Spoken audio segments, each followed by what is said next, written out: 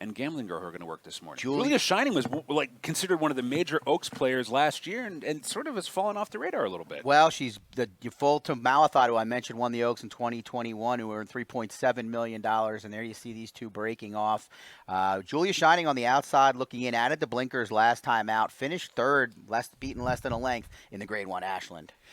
When you talk about getting ready for races like the Oaks and the Derby, you want to obviously be fast and competitive against your rivals, but you also want to be going in the right direction. A lot of these have progressive speed figures. Even though Jullia Shining has frankly disappointed a little bit in her last two starts, she got a little bit faster and she's improved. No, absolutely, and I just mentioned the addition of blinkers. It seemed to move her forward. She didn't win the Ashland, wasn't good enough to get her in this field, but it was a significant step forward no matter what metric you look at. 97 Brisnet speed rating here as she works with the New York bred Gambling Girl. Gambling Girl was second behind Promise Her America, coming in from New York. It kind of came together a little bit there.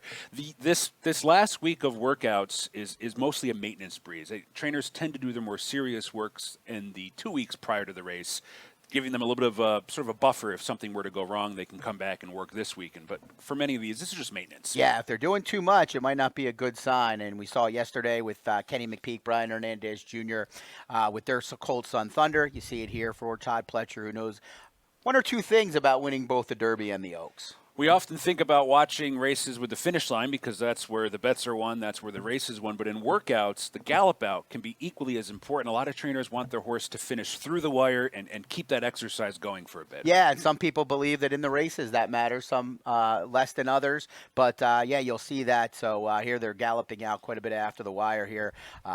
In unison, you saw the workout yesterday with the Japanese contingent. Was not like this, but looks